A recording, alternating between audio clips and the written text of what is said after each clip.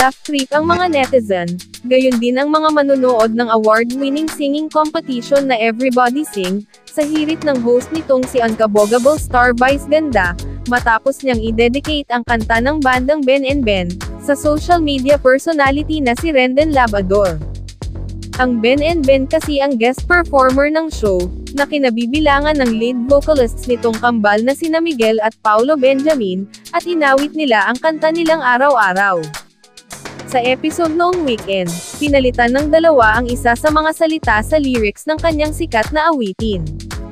Mahiwaga, babasagin ka sa araw-araw, anila, kung saan pinalitan ng salitang babasagin ang salitang pipiliin. Hindi naman naiwasan nina Miguel, Paulo, at mga contestant na mapatawa.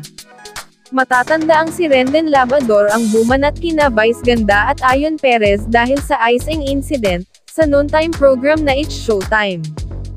Huwag na raw sanang ipakita ni na Vice Ganda at Ayon sa national television ang ginagawa nila, lalo na raw at may mga kasama silang mga bata sa segment na Isip Bata, kung saan naganap ang pagkain ng icing.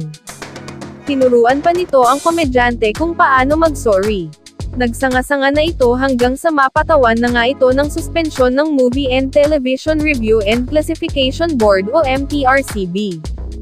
Samantala, nilinaw naman ni Rendon sa panayam sa kanya ni Audrey Diaz, kaibigan at dating manager ni Vice, na wala siyang personal na galit sa komedyante, o sa iba pang sinisita niya. Humingi pa nga siya ng tawad sa mga ito.